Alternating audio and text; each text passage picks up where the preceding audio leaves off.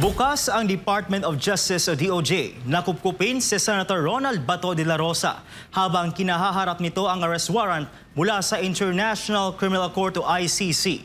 Si Aaron Rojas sa report. Kasunod ang pag-alis ni Senator Ronald Bato de la Rosa sa protective custody ng Senado, sinabi ni Justice Secretary Frederick Vida na handa ang Department of Justice na pansamantalang kupkupin ang senador kung nanaisin ito.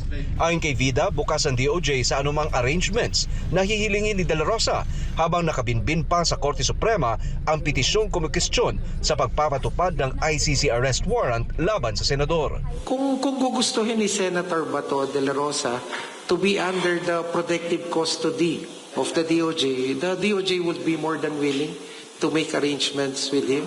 Tiniyak din ng kalihim na igagalang ng kagawaran ang mga karapatan at obligasyon ni de la Rosa bilang halal na mambabatas. Pero sa kabila nito, diretsahang nagbabala si Vida na hindi papayagan ng gobyerno ang anumang pagtatangkang tumakas palabas ng bansa.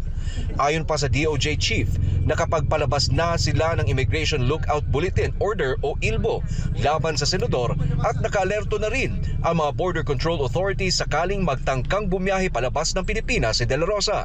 Gayunpaman, aminado ang kalihim na wala pang pinal na desisyon kung saan dadalhin o ikukustudiya ang senador sakaling tuluyan itong maaresto. Wala po pong ganong desisyon, pero siyempre isinasaalang-alang natin kung ano yung nakasalang sa Korte Suprema na kaso.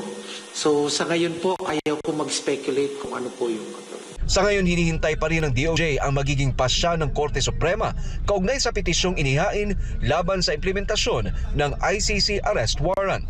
Para sa Diyos at sa Pilipinas, kumahal, Aaron Rojas, SMNI News.